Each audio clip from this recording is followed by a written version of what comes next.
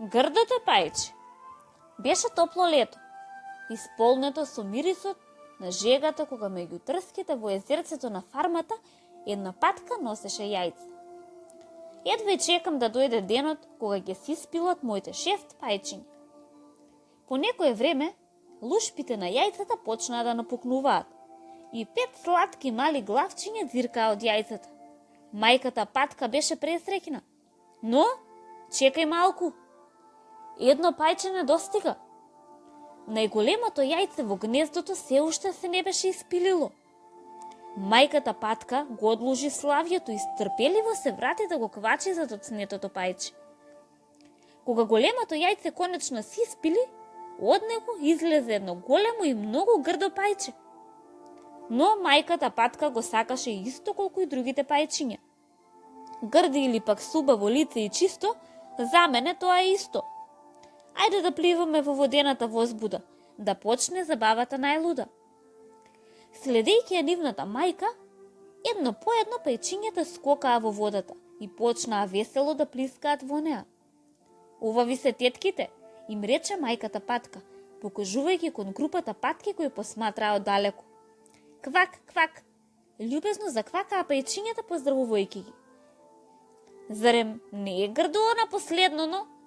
Рече една од патките. Каква дрскост да го изнеси и да го покажува наоколу. Тоа пајче е срам за нашиот вид. Се надоврзаа сите други патки. Мајката патка веднаш доплива до незиното грдо пајче и го погали нежно со незиниот клун. Другите што зборуваат не вреди. Убавината минува и мирно не седи. Радувај се зашто добро пливаш и си силен. За изглед не троши време и биди си мирен. Меѓутоа, подбивањата од животните на фармата продолжуваа. Се додека еден ден грдото пајче, не можејќи повеќе да ги поднесува, избега од фармата. По долго талкање, тоа најде една баричка во која живеа неколку диви патки кои топло го пречекаа. Што се случува? Ги праша пајчето кога ги слушна вознемирувачките крици кои одекнуваа од небото. Ловџиите пукаат, му одговорија. Ох, не може да се остане толку долго на едно опасно место. Мора веднаш да избегаме. Веднаш штом запреа пукотниците, грдото пајче го продолжи своето патување и стигна до една колипка во која живееше една старица со една мачка и една кокошка. Старицата обожаваше да јаде паткини јајца, па затоа љубезно го прими пајчето, надевајќи се дека еден ден ќе снесе јајца. Меѓутоа, поминаа неколку недели, а тоа не снесе ниту едно единствено јајце. Мачката и кокошката почнаа да го прекоруваат, велејќи му: не си личен, ниту пак јајца несеш. За тебе тука нема место. Ти треба да си заминеш. И така, пајчето свати дека и таму нема место за него и повторно си замина. Дојде есента, а со неа дојдоа и првите мразови.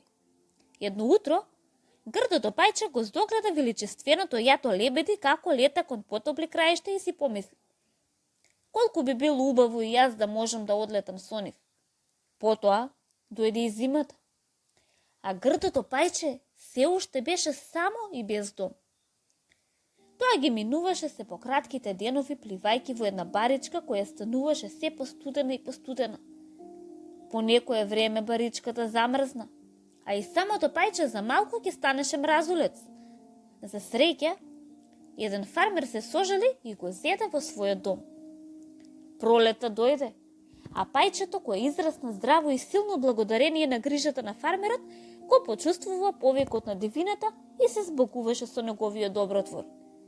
Бидејќи неговите крилја сега беа големи и силни, тоа леташе долго време пред да слета да се одмори покрај едно езеро во кое пливаа 3 елегантни лебеди.